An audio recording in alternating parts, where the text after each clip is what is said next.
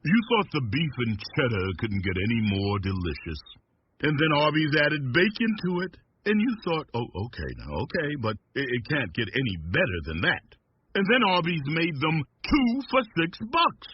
And then you thought, okay, but no, it can't get any better than that. And you were right. The bacon, beef, and cheddar, 2 for $6. Arby's, we have the meat. At participating Arby's for a limited time.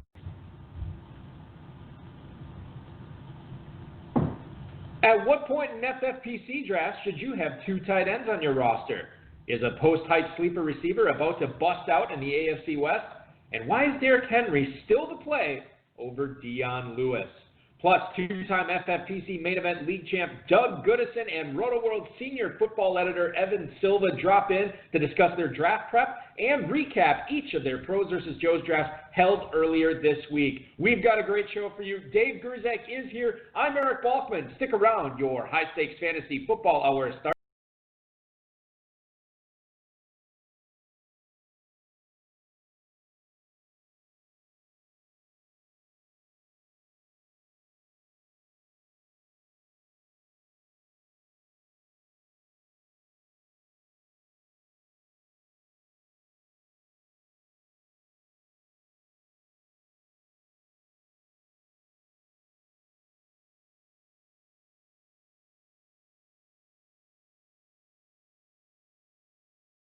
To the most entertaining hour of radio on the planet. It's the High Stakes Fantasy Football Hour presented by MyFFPC.com with your hosts Eric Balkman and Dave Gerzak. The High Stakes Fantasy Football Hour is your home for football analysis from the best fantasy players in the world.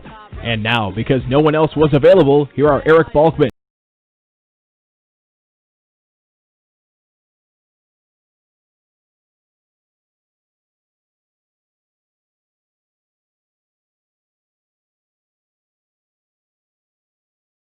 Greetings and salutations, all of you Bulkaholics and Gerzak addicts. Welcome to the latest episode of the High Stakes Fantasy Football Hour presented by MyFFPC.com. I'm your slightly above average host, Eric Balkman. My co-host is the patron saint of fantasy football, the Dizzle, Dave Gerzak. Coming up on tonight's show, multiple FFPC main event winner Doug Goodison discusses the fantasy value of LaShawn McCoy and Marquise Goodwin, while Rotoworld senior editor of football Evan Silva shares with us his toughest competition in the industry, and both guys will take us inside their minds as they look back on their 2018 FFPC Pros vs. Joe's draft. Big shout out to all the fellas and gals and everybody in the chat room right now. Feel free to post any questions you might have in there. If you want to connect with us on Twitter, you can do so at HSFFhour. I am at Eric Balkman. Dave is at David Gerzak. And, of course, Evan is at Evan Silva. Facebook.com/HSFFhour is where you can connect with us there. If you want to chime in and talk with us, give us a call at 347-426-3682. That's 347-GAME-OVER. You can also email the show if you want. The inbox is highstakesfantasyfootball@gmail.com. If you have any questions for us, now's the time to send them. I don't know how many we're going to get to tonight with 2 guests for you, but we'll certainly try to get some emails for both Doug and Evan tonight. Our producer, mutual friend Rob, and our audio engineer Bryce are working hard on getting those to us throughout the show tonight. I want to remind everybody, if you have not registered for the Football Guys Players Championship, well, what in the hell are you waiting for? It's July 27th, people. Preseason starts next week. I'm not making that up. August is here. It's all going to be over before you know it. Get in while the getting's good. MyFFPC.com/footballguys. Plenty of drafts going on tonight. I know we have almost 20 of them scheduled this weekend alone. Room discounts at Planet Hollywood if you want to draft your main event or high-stakes fantasy football teams out with us in Vegas. $10 week one viewing at Caesars Properties, sportsbooks, restaurants, lounges. That's all available at myffpc.com. So what better way to kick in week one?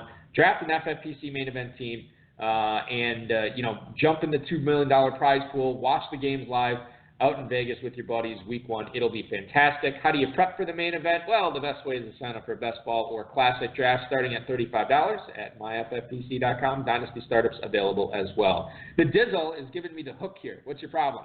I mean, dude, how many ads can you run at one time? That was less than a minute, my friend. Yeah, no, you keep going on and on and on. Okay, there's an 8 left in an 11:55 p.m. football guys draft tonight. Now that's one that matters. Okay. That's one that Wasp guy is waiting for people to join. So that's the only thing that matters. Friend of the show, Hudson Kern-Reeve, will be drafting at midnight tonight. Will you be one of his competitors? Please, myffpc.com/footballguys. 8 of them left. We'll keep you posted on that throughout the evening. Let's get to we have 2 guests tonight. You know, we were gonna go out on top in July. Couple of guests tonight, high stakes player, high stakes analyst, both coming up tonight. We have Evan Silva coming up at the bottom of the hour. But before we get to him, I want to welcome in tonight's first guest, ladies and gentlemen. He, has played in a wide variety of FFPC leagues over the past decade, consistently improving with more league wins, more top finishes, and more payouts each season. With 2 FFPC main event league titles already under his belt, he's back for more this season, and he's here to break down his draft process and more in the 2018 FFPC Pros vs. Joes draft that was completed on Sunday night. Please welcome into the High Stakes Fantasy Football Hour, Mr. Doug Goodison. Doug, thanks so much for hanging out with us tonight. Yeah, thanks for having me on. Doug Goodison, of course, you heard his draft here on the High Stakes Fantasy Football Hour. You watched it on our High Stakes Fantasy Football Hour YouTube channel, and we're going to talk all about his Pros vs. Joes draft coming up here. Before we get to that, Doug, tell the listeners what you do when you're not drafting in the main event and in the Pros vs. Joes contest.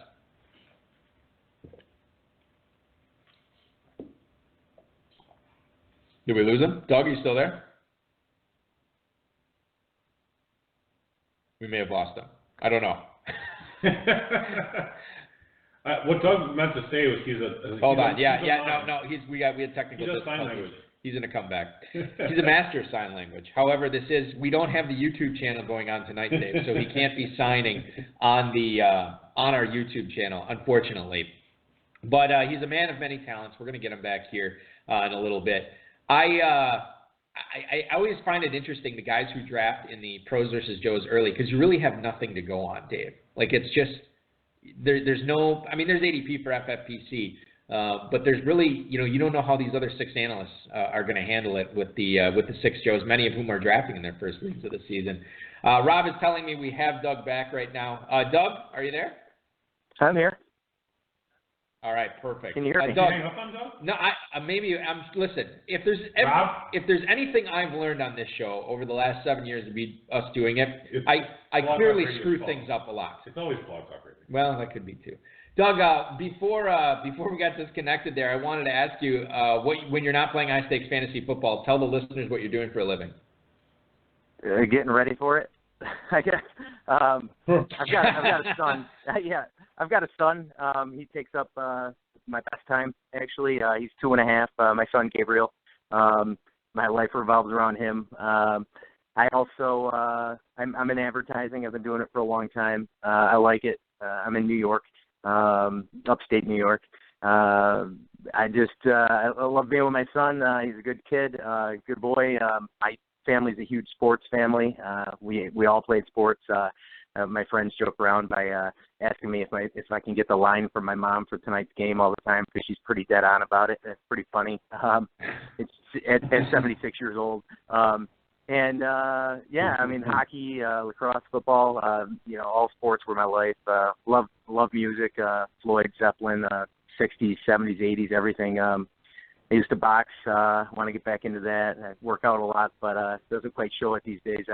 I actually at one point was 250 pounds and known for my eating, and 880 wings in a sitting at one time. But now I'm just a little guy. I'm about 190, and it's kind of funny to me. So I feel good though. Yeah, just sports. Sports is pretty much everything I pay attention to. That and music, and my son, and we have a good time with it. My son is always asking for Pink Floyd. So. Fantastic. That's quite the eclectic description, Dave. One of the more eclectic guests we've had. That's pretty awesome. So you live in upstate New York. Are you a Bills fan? Buffalo Bills? Oh no, I like pro football. I'm a Giants fan. Okay. That's pretty funny. Very funny. Well, we're going to talk about the AAA team. Well, actually, maybe in AA. We're going to ask you about Shady McCoy. There's been a lot of panic about LeSean McCoy, but you made him your 304 selection in the Pros versus Joes. Is that because you feel he's like the only competent player on the team? It's funny. pinpoint for him. I mean, he's got a lot against him. Allegations could cost him time. But allegations often get dropped or worked out. His O-line's pretty weak, and his quarterback, regardless of which one it is one of the least experienced in the league. So, but however, getting him where I did, I thought it was he only dropped about 3-4 spots past his original ADP, I think. He's an elite talent and can make plays. He's got Barry Sanders-like shiftiness. So, he's always – everybody loves Shady. I mean, even though I'm a Giants fan, I loved him when he was on Philly. He's just fun to watch, so he can make it happen. So I thought it was the right place to get him. Yeah, and I said, I think when we were talking about it on the air, I said that if LeSean McCoy if these legal issues are behind him, regardless of how good the Bills are this year, he should have high enough volume to really be a great pick for you in the third round. Besides the third round, right after the third round, Doug, you go Delaney Walker in the fourth, you get Jordan Reed in the sixth. So what can you say about the circumstances, either in your pre-draft strategy or the way the draft was flowing? What led you to make sure that you got those two tight ends by the end of the sixth round?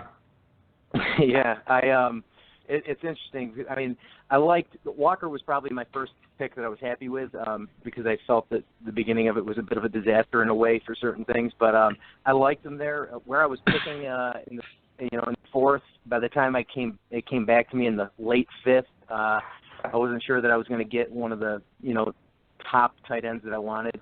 So I took that little jump, I think. And then coming back with Jordan Reed, he's a risk with his injury history, but he's always been elite in points per game. And Alex Smith loves feeding the position. I mean, look at Kelsey. I valued his upside equally to the receivers in that round versus the difference between tight end and receivers in the following rounds. So with the drop-off after the next couple rounds, I wanted to take that shot there and back my tight end up as well. Yeah, Dave, I mean, if you look at the news on Jordan Reed, he actually says that he's feeling 100% better than he was last year. And if Reed, by the way, can stay healthy for not even all 16 games, but a good chunk of the season, that is a really good joker to be able to play with your sixth-round pick in an FFPC tight end premium format, my friend. Lots of ifs in that. Well, there's a few ifs. Lots but of let's ifs say, there. we talked about this on the air. You don't get anything for second in pros versus Joes. You got to win your league, and that's a league-winning type pick right there in the sixth round for Doug. All right, well, I'm going to move on from Jordan Reed. That's fine. I don't want to say anything bad about him. Okay. So you made Marquise Goodwin, which, by the way, I have a theory about why you took Goodison. Your number 4 receiver in the ninth round, despite the return of Pierre Garçon and the emergence of George Kittle. Why was Goodwin still a smart pick there? Goodwin, he was a stud late last season, and I think the wide receiver position in San Francisco is as close between the number 1 and number 2 as it is in any team. I love Kittle as a sleeper, or if you can call him that, or not so much a sleeper, but just a next tier type tight end that isn't as well known as most of the others. Not to mention playing on a lower level team. But I feel there's going to be a lot of receiving opportunities to spread the ball around in San Francisco, so I like the upside on Goodwin. I had a conversation about him with a buddy of mine earlier in the day, so it kind of like stuck in my head, I think, and I took him maybe 5-6 picks earlier than I would have, or spots earlier. He may not have come back around, in the 10th there. I liked it. I wanted to fill that spot based on what else was coming back around, and we'll see what happens. Like I said, I liked where he finished off last year, and hopefully he's got some upside for him this year. I think it's one of those teams that the number 2 might be able to take over as number 1.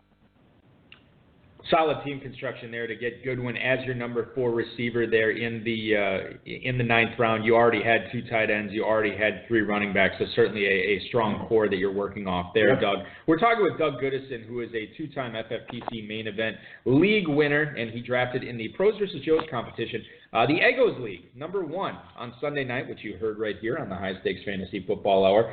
And, Doug, after round 16 in this draft, you only selected 2 more receivers, including Martavis Bryant in the 17th round. Talk a little bit about what you think Martavis Bryant brings to the table on a new team in 2018.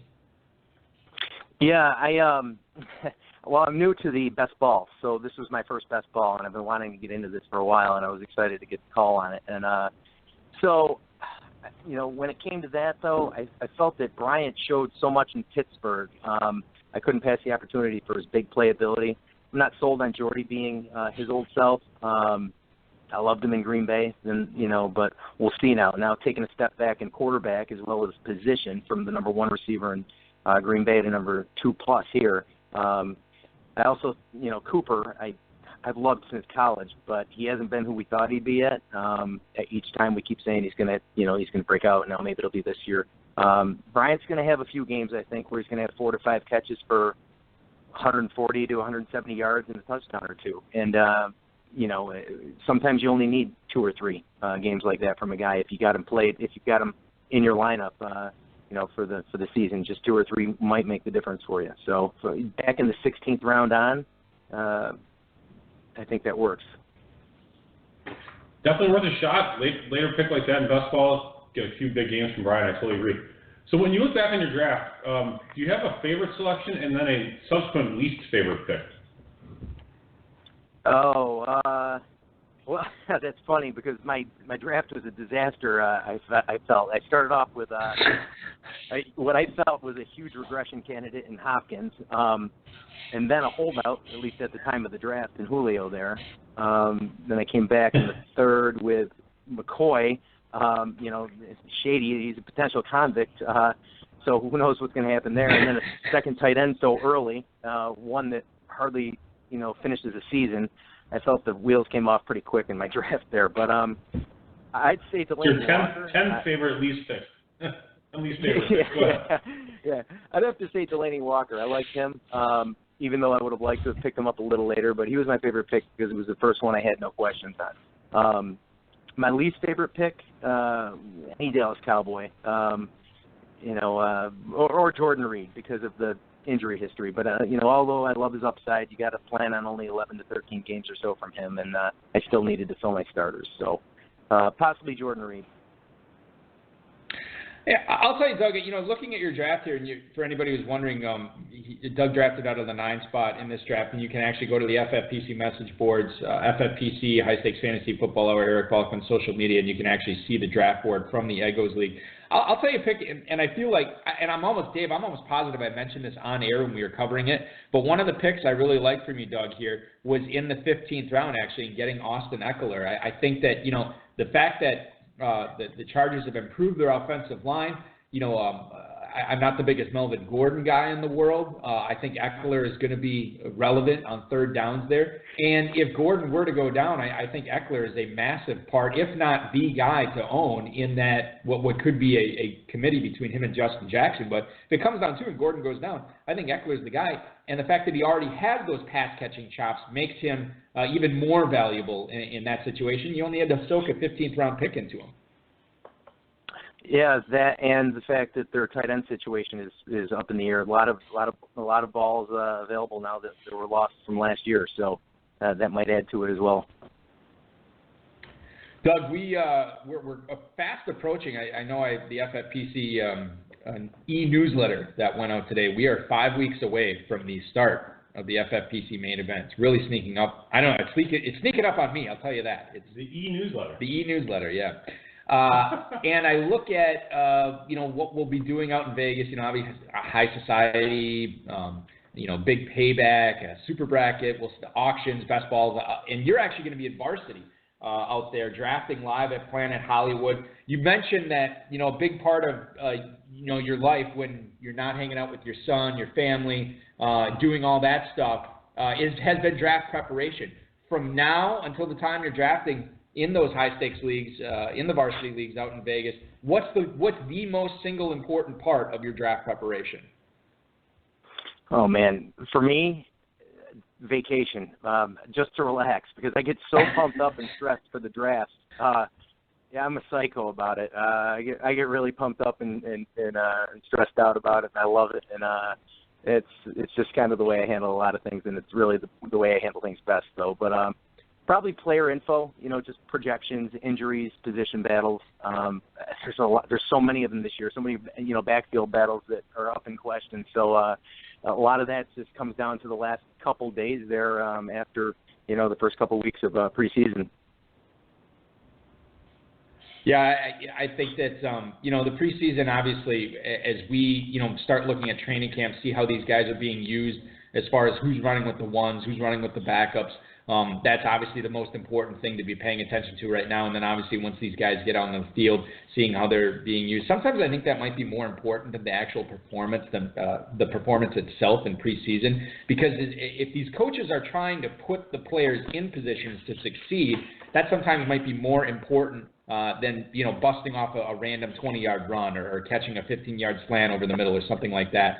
I think that, and Dave, feel free to interrupt if you think that I'm wrong in this, but sometimes I think the situation is the thing to pay attention to. Nope, whatever you just said is correct. Fantastic. Do you have another question for us? You're right as always, Balky. All right, inquiring minds want to know who the better backup tight end is for fantasy players this season, the always underperforming Jared Cook or the sometimes performing Charles Clay. Yeah, that's funny. I think you hit it. Is there anything I need to add? Well, I don't know. I've got them just about back to back in my personal rankings. I've liked both these guys over the years. Cook has had so much potential. He has so much potential, and he's so athletic and fast. If he was playing on a team like Carolina or Indy or Philly, I think he'd excel beyond where those tight ends are. It may sound crazy, but with that potential, if he can just be given the volume. As far as Clay, he's had great games and been very reliable for Buffalo with weak quarterback play.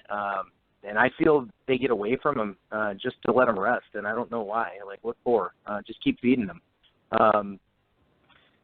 If they gave him Kelsey-like targets in the end, I think so. But in the end, I think I might take Clay in one league because of the lack of competition catching balls in Buffalo, and then maybe Cook in another because of the offense's potential there.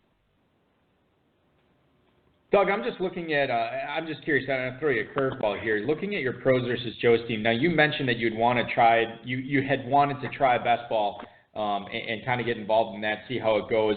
With the benefit of hindsight now, with the benefit of seeing how these other guys drafted, is there anything that specifically you would have done differently in this draft, be it team structure, be it a different selection? Knowing what you know now, do you feel like there was a mistake that could have been corrected that you would have liked to take advantage of? Yeah, there's a couple. Only because of the way it fell. I wasn't expecting it, and there was quite a run a couple of times that really killed me. I think I would have taken a quarterback a little sooner, which, maybe a round. I don't think a round would have done it, but 2 rounds. I would have, in my position, I would have had to have done it 2 rounds sooner. I would have, I had DeAndre Hopkins or Julio or Beckham that I could have taken in the first pick there. I liked that they were the 2nd, 3rd, and 4th receivers off the board, so I preferred that over the 6th to 8th or 9th, 7th, 8th, 9th back, and that's, I think, where we were, 1, 2, 3, 4, 5, 6, 7. Yeah, so we were looking at either the 8th back or the 2nd receiver. It sounded great at the time, but what I ended up doing was putting myself in a position after that, because Julio looked so tasty, I had to go with him. Put myself in the position in the 3rd round that I had to take a back at the time, and my favorite back there was on my list was McCoy. So I think I would have gone back and taken a back in the 1st round in that situation, given the how the best ball works here and the way things ended up working out. Probably would have taken a quarterback sooner. I would have had to have taken him in the 8th round. And possibly one more receiver late instead of a handful of backs. But overall, for my first one, I think I did. I like what I put together. Looking back at my first main event team years ago, a friend of mine was over my shoulder and yelling at me at the end of the 1st round to take Rodgers. How do you pass on Rodgers? And I did, and I laugh about it now because now I wouldn't want one for 7 or 8 rounds. So it was interesting. Yeah, I think, Doug, you might be being a little bit too hard on yourself with quarterback, too, because I think your quarterbacks turned out fine. Dave, tell me if you agree. Matthew Stafford and Case Keenum and Ryan Tannehill for a best ball format, I think that's fine. I'd go to battle with that, especially the way that you'd stack the receivers, running backs, and you get those 2 tight ends early. I wouldn't say it's killer or it's awesome. I would say it's acceptable. It's definitely not the strength of your team, but with what you put. Stafford's solid. Yeah. And then the other guys are, fill-ins. Yeah, I mean, even Tannehill, both of those guys will have good weeks. It'll be fine. Chase Keenum with Sanders and Thomas there. I mean, he could have another good season. I think he'll be all right. If they're not, when you list them off, that doesn't sound that great. Right. But they're actually fine.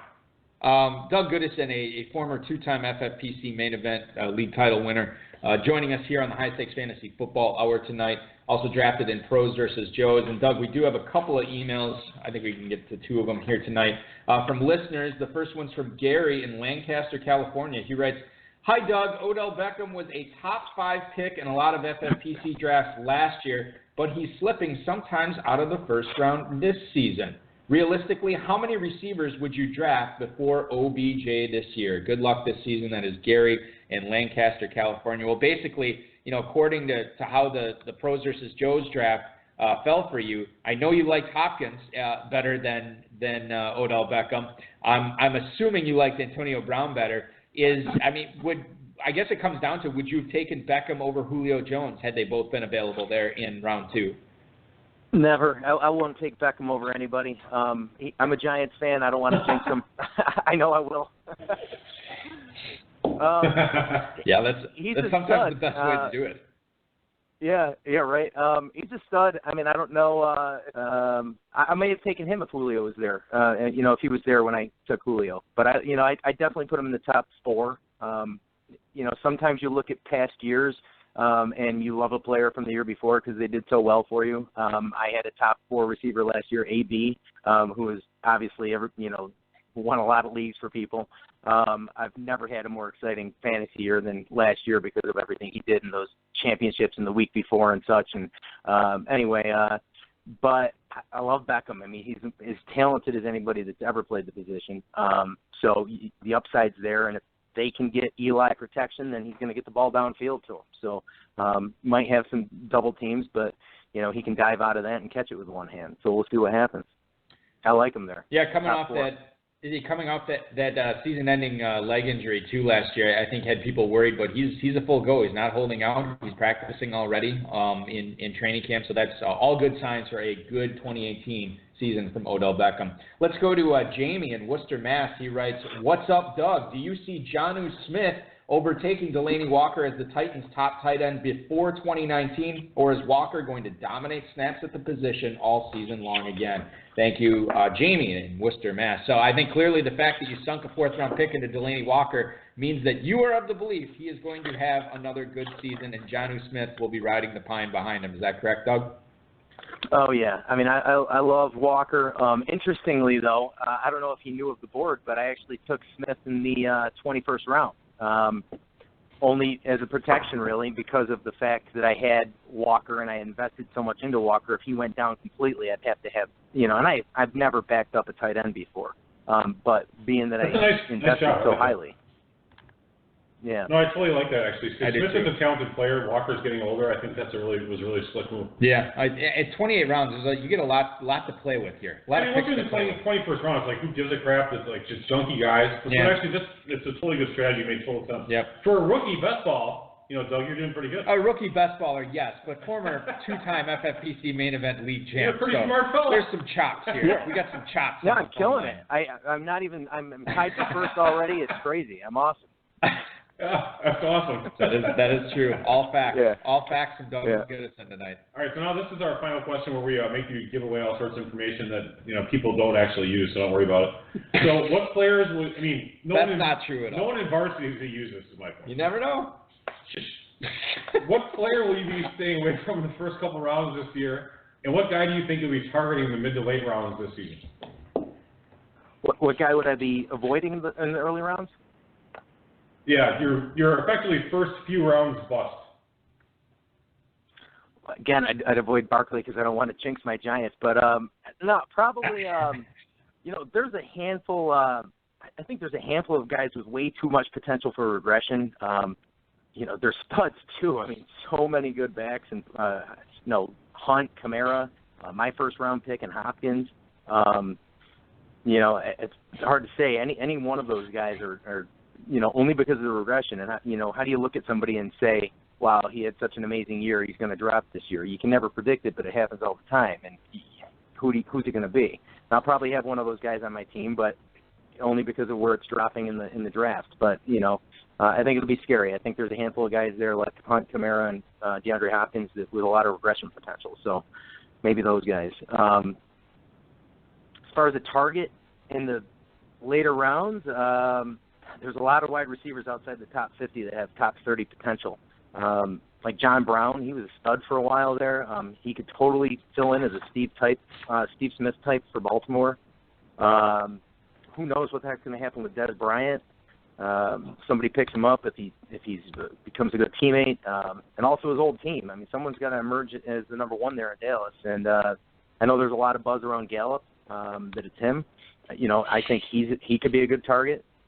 Jordan Matthews had a good stretch for a few years ago, and now he's with Brady. So the sky's the limit, when you're there. And what about the third receiver in Green Bay? An injury to one of those guys in front of him makes him a potential top 15. Maybe Allison. They're being drafted in wide receiver 60 to 70. So I think there's a lot of potential in those guys. Yeah, definitely. I think there's it's going to be exciting because we all expect Green Bay to be an elite offense this year, but we don't necessarily know who the dark horse cogs of that offense are going to be. So hitting on those will definitely be tantamount to winning fantasy championships this year. And you've already got two FFPC main event league titles under your belt, Doug. I certainly appreciate you coming on tonight, talking about your Pros vs. Joe's draft, talking about the 2018 season in general. I wish you good luck, not only in PVJ, but in all of your leagues, including the varsity, and we will see you out in Vegas in just a few weeks. Thanks so much for stopping by the show tonight, man. Bless. Thanks a lot. Thanks, guys. See you in Vegas. Doug Goodison, ladies and gentlemen, the two-time FFPC main event league champ joining us tonight. I thought he did great for not only his first appearance on this show, but for his first best ball for it. Yeah. How rare is it? I mean, I guess there's a certain number of FFPC Joes that this is their first time drafting a best ball. He did a really good job. Yeah, mostly a number of them play mostly managed leagues, but right. So many of our players have been the best ball. He's one of the few that haven't really. It's a whole different strategy. I mean, you got to take in bye weeks to account, how many kickers, how many defenses, tight ends, everything like that. It's similar to spending about 5 minutes studying for a test. Well, it's not really that damn hard. There's a little bit more prep that goes into it than that. I think you're making it seem like it's actually hard. It's not that hard. Just take more kickers and defenses and quarterbacks and tight ends, and don't get screwed out of not having any, and you're probably pretty much good. Easy to learn, takes decades to master. No, that's poker. That's poker. I'm sorry. That's hold'em. That's not this. Oh, whatever. All right. This is more like blackjack, like learning not even the basic strategy, just like the try and score more than the dealer stuff. Right. Anyway, let's not keep that in. Yes. Well, let's bring in our next guest here, ladies and gentlemen. We were going to bring the real here. We were going to have a couple of guests as this is our final show of our final regular show of July. We'll obviously be covering Pros vs. Joe's again, resuming on Sunday. Go ahead. Just interrupt. Yes, you may. So everyone knows we did bring on the Joe before the Pro. Right. Yeah. So that's our priority. Yeah. Is our customers. This is a business, yo. But remember, this Pro is one of our customers too. That's true. Actually, Evan playing the main event. Yes, and he's coming. He's actually coming off a couple of cashes in the FFPC main event last year. He's the senior football editor for Rotoworld.com. He has also contributed to NBC Sports, Pro Football Talk, and you also hear him on the Fantasy Feast Eaten with Ross Tucker podcast. You saw him draft his team live on the High Stakes Fantasy Football Hour this past Monday. He's here to share his thoughts on that and much more. We all follow him on Twitter at Evan Silva. Please welcome back onto the High Stakes Fantasy Football Hour, player and analyst. It is Mr. Evan Silva. Thanks for coming on the show tonight, man. We really appreciate it. Yeah, thanks so much for having me back, guys. I would have loved to call in during the Pros vs. Joe's draft, but, I'm so zoned in, and checking guys off. It was cool that you guys had Lynx on, though, Ryan Lynx. He's one of the best players, I think, just from a best ball standpoint, and it was cool to listen to him during the draft. And you guys actually even had him talking about some picks that he made, like, while he was on the clock, and that was pretty cool. Oh, yeah, he's a pro for sure. Ryan Santos is fantastic when it comes to that. Yeah, he's played so many leagues. He's like, I'm just taking this guy, whatever. Honestly, Evan, I don't blame you for not calling. This is one of the toughest pros versus Joe's draft, not just this season, but in recent memory. You had Santos, obviously yourself in this one. Jason Rock Phelps from Sports Injury Predictor was in this one. You had Graham Barfield, obviously former overall pros versus Joe's champ. Joe Del Zanero was in this. Jake Seeley. I mean, there was a ton of heavy hitters in this draft. And I'll kick things off right away with your first-round pick. You were drafting at the 3 spot. You see Todd Gurley, Le'Veon Bell go off the board. You make your choice with David Johnson right after that. Tell us why he was the pick for you there. Yeah, the 1.03 is kind of tough.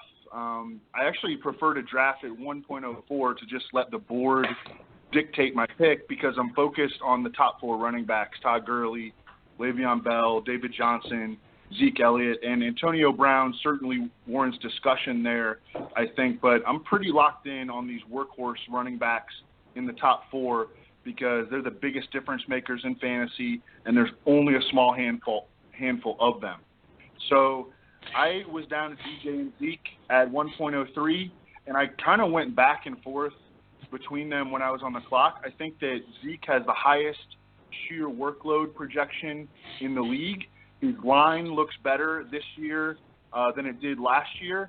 And I think that if Zeke plays 16 games, it wouldn't be crazy to see him top 350 carries. Like, he has that kind of a workload upside. But in this full PPR format, I wound up going with DJ because he has a pretty significant advantage in the passing game. We know that DJ has stated his goal that he wants to become the first running back since Marshall Faulk to rack up 1,000 rushing yards and 1,000 receiving yards in the same season. And, I mean, I realize that that's just narrative, but we did see him almost get there in 2016, and he likely would have if he had not torn his MCL in that Week 17 game. And the Cowboys just have not prioritized feeding Zeke Elliott in the passing game. It's not a big part of their offense. Zeke has averaged 2.3 targets per game since entering the league. DJ has averaged 5.6 targets per game as an NFL starter. And, I mean, it's conceivable, I think, that DJ doubles up Zeke Elliott in receptions and receiving yards, and we maybe should probably expect that based on their respective passing game usage up until this point. So by a very slight margin, I wound up going with David Johnson over Zeke Elliott because of the full PPR. I can buy that. Yeah, no, that makes sense. I mean, especially when you consider the average, the catches over the course of their careers. Certainly, I mean, we're dying to get pass-catching running backs on our roster here, and when it's that big of a disparity, certainly Johnson is more attractive. It's tough to get a pass-catching back that also gets goal line and is a workhorse. I mean, all that together is like impossible. They call that the fantasy unicorn, Dave. Is that what they call it? Yeah, that's what I'm calling it. All right, next question. This is a tough one because I have a bet with Balky about Mike Evans and Larry Fitzgerald. I have the Fitzgerald side. So anyways, Mike Evans was your pick at 303. Despite Jameis Winston's suspension. You pronounced it correctly. Why is he still a solid bounce back candidate this season? Yeah, and of course I was listening to you guys during the draft, and I know, Dave, that you hated this pick. The Ryan Fitzpatrick. I don't really hate the pick. I just love Fitzgerald so much more, and I feel like the bet is kind of like a 50-50 flop. So anyway, go ahead. Well, I thought there was an outside chance that it could come back to me and I could get Fitzgerald late in the 4th.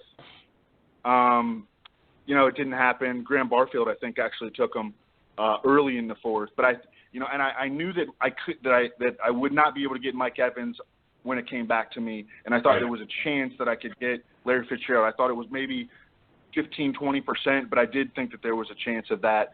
But the Jameis Winston thing, missing the first 3 games doesn't really bother me that much because Mike Evans was good with Ryan Fitzpatrick last year. They played the better part of 3 games together. Mike Evans had 5 catches for 92 against the Dolphins with Fitzpatrick starting. He had 6 for 78 against the Falcons with Ryan Fitzpatrick. And when Ryan Fitzpatrick played most of the game in Arizona, Mike Evans had 3 for 95 and a touchdown. He actually beat Patrick Peterson for that touchdown. And I think that the Bucs are going to be a bad team this year. I think that they'll be playing from behind a lot. They play in the toughest division in the league. They have a very difficult schedule, and so I think he's going to see a ton of targets. But most importantly for Mike Evans, and why I really liked him at the top of the third round, is that I think that his touchdowns are going to bounce back. He only had 5 touchdowns last year.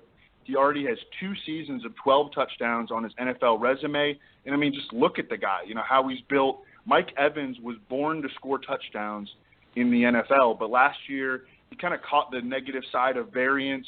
He only converted 1 of 9 targets inside the 10-yard line into touchdowns. That's an 11% rate inside the 10-yard line. Previously in his career, Mike Evans has converted 58% of his targets inside the 10-yard line into touchdowns. So I think that we can expect some basic regression to the mean, and Evans to score more touchdowns and to not get outscored by Larry Fitzgerald by 60 points or whatever, like Dave mentioned on the show. That's actually a great analysis, and I totally agree with you. I love the idea of when you say, like, there's a 15 to 20% chance of getting Fitz in the fourth. That's worth it right there to wait. It's worth it to wait on it and take the shot at Fitz getting.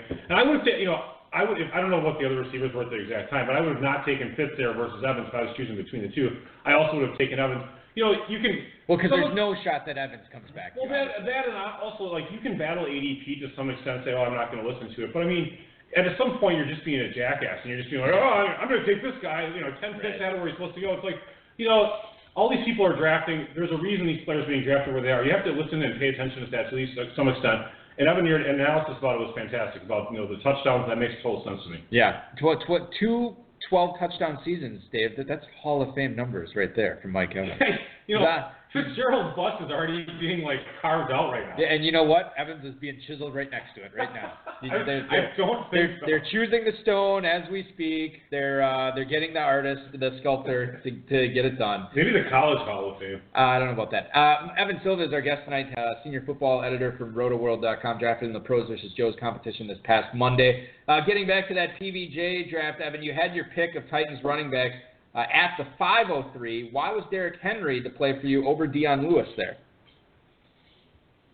Yeah, so my plan was to grab that stable PPR stud running back with DJ at 1.03 and then kind of load up on running backs who have high touchdown upside after that. And I like Dion Lewis fine, but he weighs 197 pounds, and coaching staffs in the past have replaced him at the goal line with LeGarrette Blount and Rex Burkhead. So I just didn't love Dion's touchdown ceiling. Derrick Henry is 247 pounds, and I think that he has monster touchdown upside. We have the Titans schedule rated as the 7th softest in the league, and I think they're going to be pretty good this year. I like the hire of Matt LaFleur as offensive coordinator. I like their additions on defense, Malcolm Butler, Harold Landry, Rashaan Evans. So I expect the Titans to be playing with lead this year and to have positive game script, and that would benefit Derrick Henry, I think, more than Dion Lewis. And Derrick Henry has been inconsistent to this point in his career, but he's also flashed monster ability. He's shown that he can grind out runs between the tackles, and he can rip long runs for scores. And I think that he has a pretty special skill set as a rusher. I think that he's got a chance to be a league winner and maybe even lead the NFL in rushing touchdowns if everything kind of comes together for him. And, no one really talks about this anymore because Dion Lewis did stay healthy last year, and everyone just thinks about what happened last year, and all our takes are very skewed by recency bias. But man, Dion Lewis has a brutal injury history, and if Dion Lewis gets hurt again, I mean, Derrick Henry is going to explode in all likelihood, like Larry Johnson style. Oh yeah, he is trippy, that's for sure. That makes a good point about that. So let me ask you this question: you sound bullish on the Titans. The current NFL, people like to bet once in a while, Oh, here we go. So the current regular season wins for the Titans is 8 minus 110. So you're taking the over on that for sure, right? Like 10-6? Yes, I do have the over on them. Again, soft schedule. I think that their offensive coaching staff is upgraded and their defensive personnel is upgraded. Their division is, kind of sneaky tough at this point, but their out-of-division schedule is one of the easiest in the league. So I think that they are going to be a 9 to 10 win team. I think that they'll be better than last year. They did finish 9-7 last year, but I didn't think that they were that good of a team. They had a minus 22 point point differential. And I think that they'll be a legitimately solid team this year, better than last year. Nice, I like that. I'm going to have to bet that one. I was just going to say, Evan, you couldn't see this. Dave was furiously scribbling a note of Titans over. when we're out at Planet Hollywood to make sure that he's taking the over. Shop the lines. I'll find a good line. And I'll put you won't even shop the line. Just be like everywhere. Just take it. All right, so let's talk. You took Julian Edelman to 703. If you were not suspended, you would probably have taken him earlier. Someone else would have. So was that the first part of the draft in which you would consider taking him there? I had a pick at the end of the 6th and then early in the 7th. I thought about taking Julian Edelman late in the 6th, but in this draft, tight ends were going really fast. You guys talked about it on the live show. And I looked at the rosters for the teams that were drafting in between my 6th and 7th round picks. Santos was in there. I knew he was going to take a tight end, and he actually did. He took Trey Burton. But those guys that were in between my late 6 and my early 7, those teams needed tight ends. So I took George Kittle at the end of the 6th, and I came back with Julian Edelman. And I think that Julian Edelman can be a borderline wide receiver 1 in full PPR in weeks 5 through 16. One concern, though, that I have with Julian Edelman is this PED suspension. The other day I went back and looked at all the guys who have had PED suspensions, and, man, the outlook is bleak for these guys.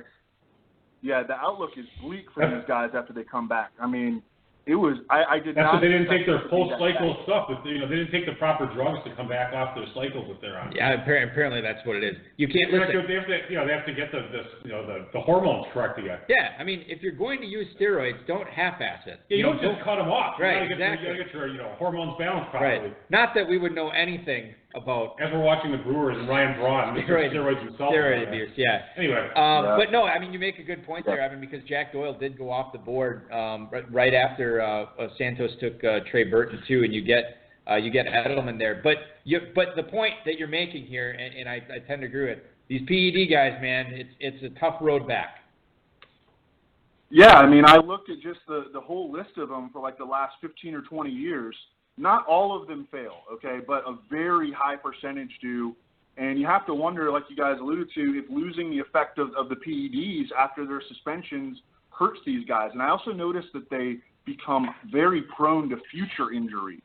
One of the best seasons recently by a guy coming back from a PED suspension was actually Alshon Jeffrey last year. But, he didn't even get to 800 receiving yards, and he played all 16 games, and he tore his labrum, and he's still recovering from that surgery. So I just thought that was interesting to point out about Julian Edelman, that I looked that up in the last couple of days, and, man, I was like, wow, it's really, really bleak for these guys. That's actually super interesting. And, Jeffrey is a player that I thought when they signed him to that extension was something for $40 million. I thought that was like a terrible extension. I had no idea why they did it. Because of the injury history or what? Yeah, he's had an injury history for a long time, and it wasn't really having to do with the PEs, but, I mean, it does make a lot of sense, actually, especially if these players or people get bigger than they're supposed to naturally be, and then they have, like, whether it's their ligaments or their elbows or their knees or whatever, they're not built to, to handle the stress of the extra muscle. I think you're onto something. And I think, without that, then they don't recover as well. I agree. Yeah, that's a great point.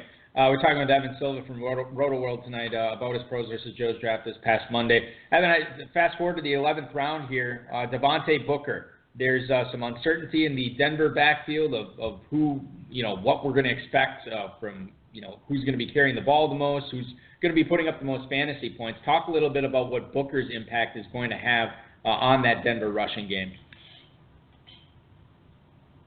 Yeah, so again, after DJ, I wanted to kind of load up on running backs that had the big touchdown upsides. Derrick Henry, I took Jay Ajayi. I got Latavius Murray late. He's finished top 5 in the NFL and carries inside the 5-yard line each of the last 2 seasons. I took Alfred Blue in the 27th round, and I'm hoping that he can vulture some touchdowns in Houston. Alfred Blue actually out-carried Lamar Miller 46-27 in the final 3 games of last season. Wow. And it doesn't sound like D'Onta Foreman is going to be ready for week 1.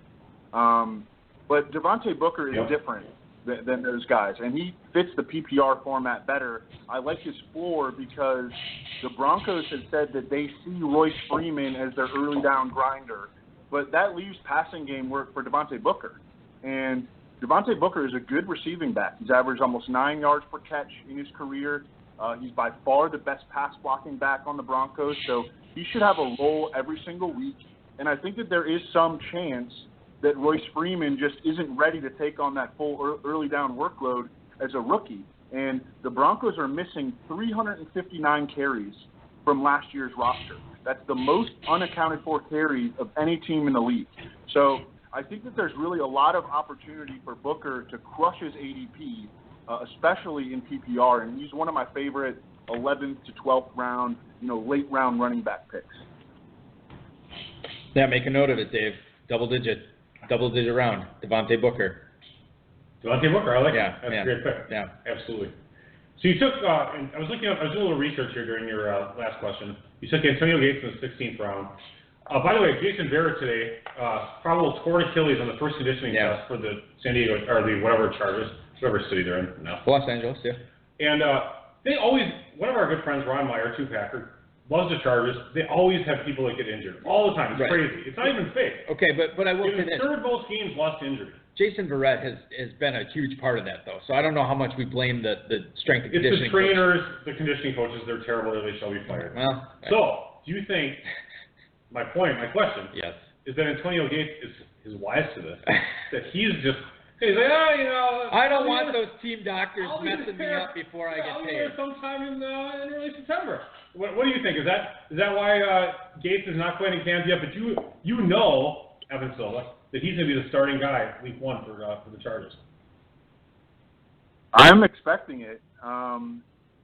I don't know. I am too. I mean, my guess for the reasoning would be just that he's an old man and he doesn't need to go through training camp, and he has that rapport with Phillip Rivers, and he's played for Ken Wisenhunt before. But your kind of conspiracy theory is definitely an interesting one. It's more interesting. You're very nice. Evan's very nice. Thank you. But I got Gates as my number 4 tight end.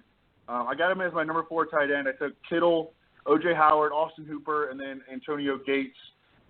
It sounds like Gates re-signing with the Chargers is inevitable, and I think that if he does, he could score 6 to 8 touchdowns. Hunter Henry, of course, tore his ACL. The next tight end on the depth chart is Virgil Green. Virgil Green has always been a blocker. Last year, he blocked on 73% of his snaps. Antonio Gates only blocked on 31% of his snaps last year. He was running routes the other 69% of the time. And I think that if he re-signs with the Chargers, we'll primarily see him out there on obvious passing downs and in the red zone, and he gives me some touchdown upside there in the 16th round. You get to these best balls and you get to round 24, 25, and everything after that. There's certainly not a thrilling amount of upside out there, but I thought you did a really nice job with your last 3 receiver picks here. In round 22, you get Taywan Taylor. In round 26, you get Kenny Britt, and then round 28, of course, Kendall Wright, the Vikings receiver there. I think that all 3 of those represent a certain amount of upside, a certain amount of excitement of getting those types of guys late. Did you have a favorite among those 3 of Taylor, Britt, and Wright that you were, doing the silent fist pump in front of your computer that you were happy that you got one of those guys late? Well, I've been trying to hoard Taywan Taylor in best ball. He's one of my favorite sleepers in this format. So you have Corey Davis. We're just looking at the Titans receiver core. You have Corey Davis, who has struggled with all kinds of injuries since entering the league. He came out of Western Michigan. He didn't even participate at the combine or even have a pro day before the draft because he was recovering from major ankle surgery. And then Corey Davis pulled his hamstring on the second day of training camp last year, missed all of training camp, pulled it again in week 2, didn't return until week 9, didn't score any touchdowns in the regular season. Rashard Matthews, and I'm starting to get worried about Rashard Matthews because this is a guy who I've been taking a lot in best ball so far. He has not practiced so far at Titans training camp, and the team hasn't even said why. It's just undisclosed. And that's a little concerning. But back to Taywan Taylor, he played 61% of his snaps in the slot as a rookie. That was the highest percentage on the team. You take away Eric Decker, and that opens up the full-time slot job for Taywan Taylor. Matt LaFleur is the new Titans offensive coordinator. His slot receiver last year was Cooper Kupp. on the Rams. Cooper Kupp led the Rams in targets, and he finished top 10 in the NFL in red zone targets. And, I mean, I would love if, in the 26th round or wherever I got Taywan Taylor, I would love if this guy was able to fill a similar role to what Cooper Kupp did under Matt LaFleur last year. Taywan Taylor, Dave, this is a guy that I've slowly been turning myself onto in drafts. I think this is a guy that, especially as late as you can get him, after round 20, it's just a free-for-all, and it makes a lot of sense to grab him there. Yeah, actually, I was looking up, the Rotoviz. Rotoworld is great. Rotoviz is a different site. They have their phenom. Thanks for that clarification, by the way. Yeah. They have their phenom scores, and Taywan Taylor had a 1.8 phenom score in 2017. So yeah, he's a legit prospect. Definitely legit. Evan, let's sneak in a couple of emails that we got from listeners here before we bid farewell here tonight. First one is from Steve in Montgomery, Alabama. He writes, after you put together your initial rankings for the season, have conversations with any of your fellow analysts ever caused any massive switches on any particular player? Love all that you do at Rotoworld. That is Steve in Montgomery, Alabama. That's interesting, Evan, because for me personally, I get high-stakes players on this show every week, and I am about as wishy-washy as they come. Like, you are the king of the flag planting. I'm constantly, like, my grass is all chewed up, or whatever it is, torn up. Chewed up, whatever. I'm constantly lifting my flags up, and replanting different ones. It's terrible. I don't know, but given the fact that you communicate with so many of all the great analysts that are out there, many who are in the Pros versus Joes, have you ever had a conversation, be it on Twitter, a podcast or anything, you're like, whoa, wait a minute, I think I'm way off on this guy. I need to reevaluate. I do, converse with them because I really respect them because they're really hardworking individuals, and I just love the fantasy football community as a whole. But I don't really talk about rankings with them. No one's ever like, oh, you should, no analyst is ever like, oh, you should have this guy higher or lower. I would say that the way that could come into play though is because I use average draft position and ADP as a sort of foundation for my rankings because I want to have the guys that I like better than consensus higher in my rankings and the guys that I'm lower on ranked lower than their ADP, and the ADP can be influenced by the analysts. So that's how that could come into play. But, I don't really have, one-on-one conversations with any other fantasy football writers about rankings. That makes sense. Yeah, no, I'm totally with you on that. Can we run a little longer now? Yeah, we can. Yeah. Why? Do you have a question that you want to pipe in there? I was just wondering, we've been interacting a little bit on Twitter, Evan. I was just wondering if you have raised Christian McCaffrey in your rankings at all, given that he's going to have 480 touches this year. What do you think? That was funny. It got to a point with your guys back and forth. I didn't even know if you guys were joking or serious anymore. But it was. I knew Dave was joking at the top. I knew that Dave was joking to begin with, but I don't know. It was funny. Well, some of the people liked my tweet because they thought I was being realistic, and other people knew I was joking, so it worked out both ways. What was I talking to you about this, about Ron Rivera having this conversation in the coach's room before he went out and said that, hey, guys, watch this. And then he goes out, and then I got the continuation of that was he probably got down from the podium, went back in there, and the coaches are all looking at him, and he's like, guys, I can't tell if I'm kidding or if they are. When I say something like that. The only honestly, the Kayvon Austin was the one. That was the other one this year that was crazy. So was it 12 to 24 or 15 to 20? It was not only was it super high, it was a huge spread. We're looking to get him 3 to 30 touches a game this year. Something like that. Let's go to Guy. I think it's Guy or Guy in Ogden, Utah. He writes to you, Evan, of all the expert leagues that you've played in, who has been your toughest industry opponent over the years? I don't know if you can even narrow it down to one. We've seen all the great competition in Pros versus Joes and obviously the Scott Fish Bowl as well. But has there been somebody who's been a thorn in your side in these leagues over the years? Yeah, absolutely. Mike Clay and Sigmund Bloom are friggin' awesome. Jake Seeley's really good too. Rich Rebar's really, really good. Sean Siegel is very volatile. He'll just crush a league or he'll finish in last. You know, it's like it's really interesting.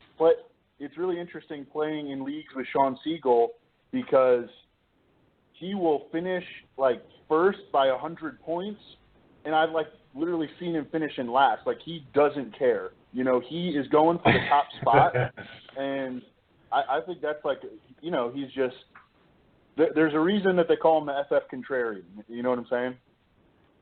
Right. Yeah. That's awesome. And he's already got a six-figure grand prize under his belt. He doesn't care. Who does he need to, you know, prove himself to? I like that. That's the right attitude to have. We were talking about Rich Rebar today at other place of business. I was saying how I thought it would be a good name for a construction company. Yeah, Rich Rebar? Yeah, Rebar Construction. Yeah, listen. Business would be booming. If he wasn't so good at fantasy, he could probably look at that as a fallback career, but he continues to crush everything at Rotoworld, too, with Evan. Go ahead. All right, so here we go, Evan. What player are you staying away from the first couple rounds this year, and what guy do you think you'll be targeting in the mid to late rounds this season? Yeah, there are two guys that stand out to me as fades this year. The first one is Allen Robinson. We haven't even seen him play well since 2015 because he stunk in 2016 and he missed all of last year with a torn ACL.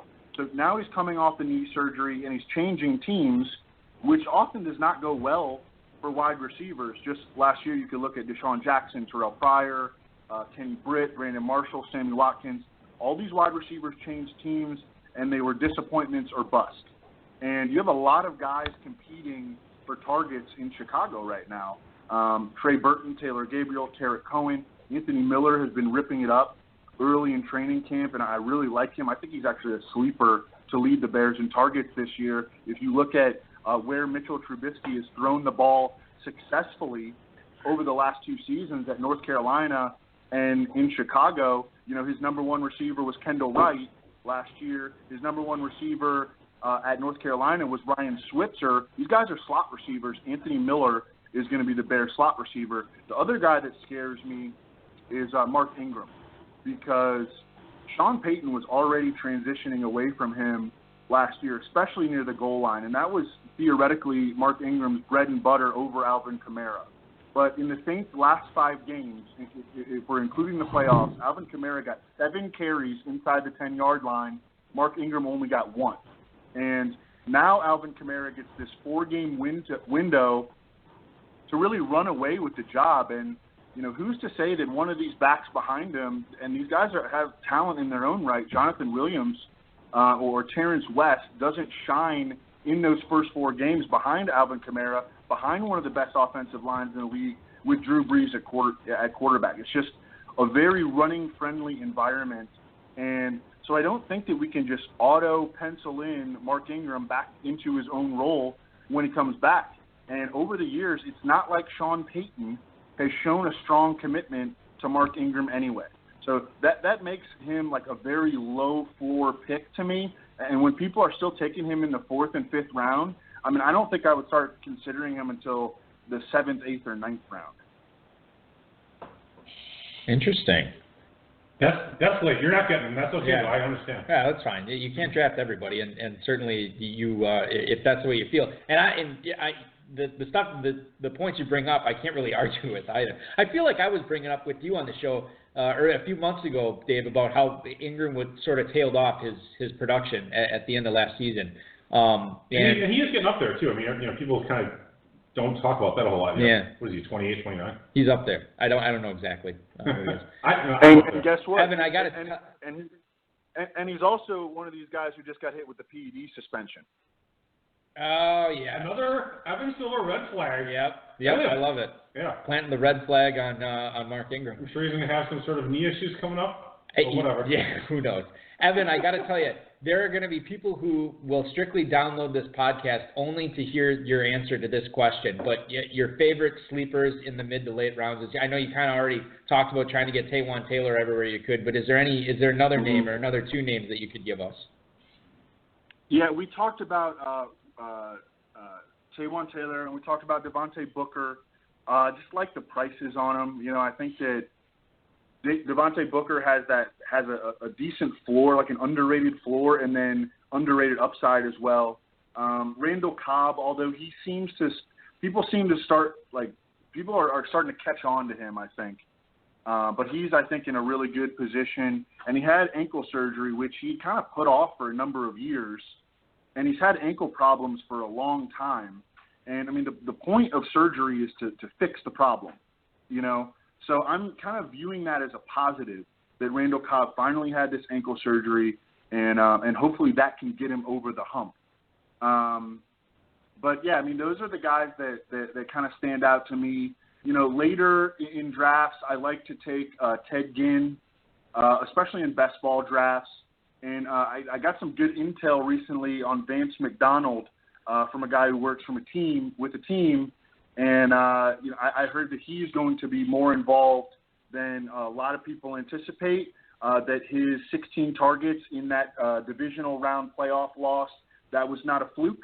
And Ben Roethlisberger loves Vance McDonald, and that can go a long way. Vance McDonald, tight end premium formats, people. Does that mean that Juju's a little bit overrated then? I mean, is that going to affect Juju Smith-Schuster, do you think?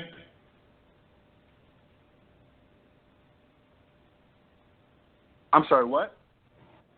Do you think that would negatively impact Juju Smith-Schuster a little bit, Evan? Yeah, it could. I mean, you do have a kind of a void that was left behind by Martavis Bryant. And I think that Vance McDonald, you know, in that playoff game that I talked about, he played 87% of the Steelers' snaps, and they dropped Jesse James, who played a ton of snaps all season. They dropped him down to 22% in that game. I think that ideally that's how they would like for it to go. It would be a little bit of a concern, I think, for Juju, but I hate to say anything negative about Juju because I love Juju. I think he's got a great floor, and, you know, if something happens to AB, you know, which I'm not hoping for, of course, because AB is, you know, he's our Jerry Rice. He's our generation's Jerry Rice. Juju Smith-Schuster becomes a league winner, and that's kind of what I'm looking for. You know, a guy with a good floor and a good ceiling, and I think that Juju Smith-Schuster, I don't like to say anything negative about him. Yeah, well, listen, you and Gerzak are two peas in a pod because Dave has never said anything negative about Juju Smith-Schuster ever. So clearly, damn right. Yes, yeah, that's the Juju love fest tonight on the show. Evan, thanks so much for joining us. I really appreciate you coming on tonight. I know you're still doing the feast with Ross Tucker. I know you just had Mike Beers on, reigning overall champion in the Pros vs. Joes challenge. So we'll obviously be listening to the podcast that you guys are cranking out there. Your pre-camp top 150 just got posted, I believe, on Tuesday this week at Rotoworld. Very entertaining stuff there, stuff that you know everybody should be reading before their first or second or whatever draft it is for them this season. What else can you tell us that you have coming down the old pike at Rotoworld? Yeah, Mike Beers, by the way, I should have mentioned him as being one of the better player analysts for sure. My big projects in August are just based on watching all the preseason games and seeing the groups that guys are running with. Anyone who's ever played football knows that there are like first and second and third team groups, and they play together. And we see it every year. We can get good reads on guys who have climbed the depth chart when they run with the first team group in preseason games. And I know that everyone says that preseason games don't matter, but it's really a way that we can get an edge because the teams are telling us where they are slotting players on the depth chart. And especially in that third preseason game, because that's when we see a lot of teams will allow their starters to play into the early part of the second half. We'll get a whole half to see, you know, hey, is Nyheim Hines, are we seeing him on the field with Andrew Luck? You know, that is like something that I want to see during the preseason. So I'll be doing podcasts with Josh Norris every week of the preseason. We'll be discussing all the depth chart developments, and that'll certainly influence like where I have guys ranked, and I'll be putting out top 150s every week or so in August. Great stuff. And Josh Norris too, another one of my favorites over. This is a podcast where we actually get real serious analysis, not the direct you listen to on the show. Right, yeah. Minus your stuff, of course, Evan. Yeah, exactly. Mostly our comments. Evan Silva, ladies and gentlemen, coming up, mopping up our crap, cleaning things up tonight. I really appreciate it. This podcast regressed to the mean in a good way. Yeah, exactly. That's exactly what happened. Evan, we want to appreciate. This is exactly what we're talking about. Just unplug the podcast. No, it was nothing. Listen, we're clearly taking up too much Evan's time. Evan, listen, I want to thank you not only for coming on the show tonight, but for your continued support of the FFPC. We're thrilled that you enjoy playing in it. Wish you best of luck in the Pros versus Joes and in your FFPC main event teams this year as well. Thanks so much for coming on. We'll talk to you again real soon. Awesome. Thanks so much, guys, for having me. Evan Silva, ladies and gentlemen. Follow him on Twitter at Evan Silva. Read all his musings and listen to his podcast at rotoworld.com. Strong contender. You know, it's tough for me to say that anybody is a favorite in this Monday night Pros versus Joes draft that took place, but Evan put together a strong squad. There's a lot of strong squads. There's a lot of strong drafters. Was that so? That was the one with that was the tight end. That was the tight end draft. Yeah. Oh, yeah. So great. Well, you have some really good teams, and you have some not so good. Well, there's haves and have-nots in every draft. Yeah, I'm just saying because some people didn't get the tight ends. Yeah. So but speaking of tight ends, Trey Burton. Yeah. You know what? I have a problem with Trey Burton because he reminds me of Tim Burton, the director who I never liked in the first place. You don't like Tim Burton? No. Nightmare Before Christmas? Exactly. Why? I don't like him. He's a Johnny Depp. I don't like Johnny Depp either. Yeah. So it's tough for me to get behind Trey Burton because his name is similar to Tim Burton. So I'm working on it. I guess this is my own problem with Paul. I have not had any issues with either Trey or Tim Burton. Wasn't there a magician named Burton? Or am I making that up? I don't know. I feel maybe I'm making that up. I was gonna make a magician joke about some Burton. I'm gonna. Maybe there was. It's not. It was. I don't know. Listen. Nobody. There was a Siegfried and Roy Copperfield. There was another. Lance Burton. Lance Burton. That's right. Yeah. He was one of the has-beens from like the early 2000s, 90s. Yeah. He retired in 2010. At the Monte Carlo. Is that where he played?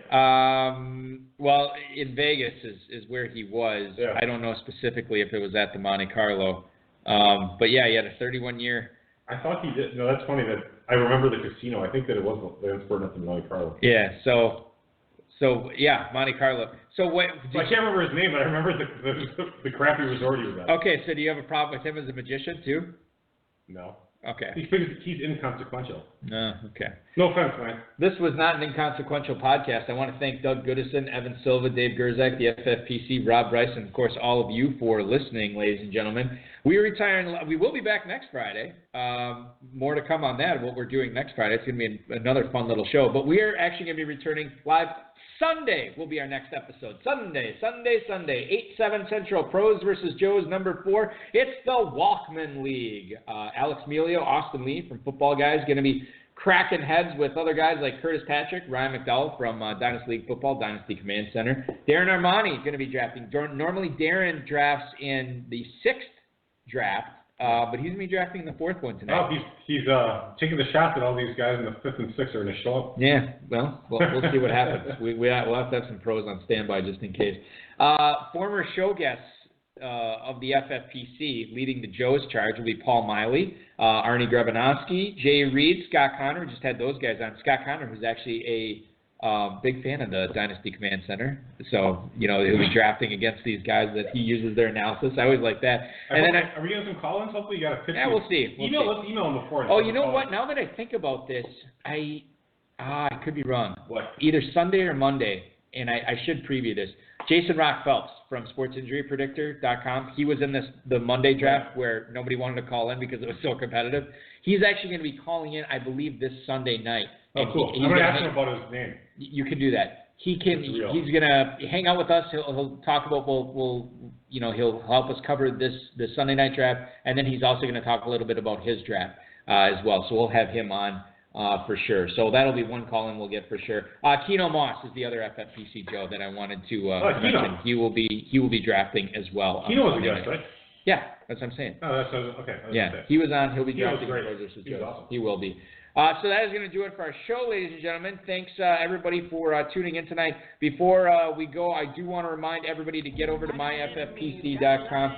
Sign up for those Football Guys Players Championship drafts. Did that midnight, Phil? How many? Just did. Yeah, just did. All right, congratulations, Kern. You will be drafting at midnight tonight, thanks to the power of the HSFF power. Main event, best ball. Brown and Tom got the 12th pick. Too bad. Yeah. Main event best ball dynasty leagues at myffpc.com. Check it out. Plenty of stuff going on there. Preseason starts next week. Sneaking up on you. Your weekend starts now. This has been another episode of the High Stakes Fantasy Football Hour presented by myffpc.com that was broadcast live and heard around the world. Eric and Dave will be back next week with more analysis, interviews, and advice from a guest much smarter than they are. Thanks for listening, and we'll talk with you again next week. About to call your ass a Uber, I got somewhere to be.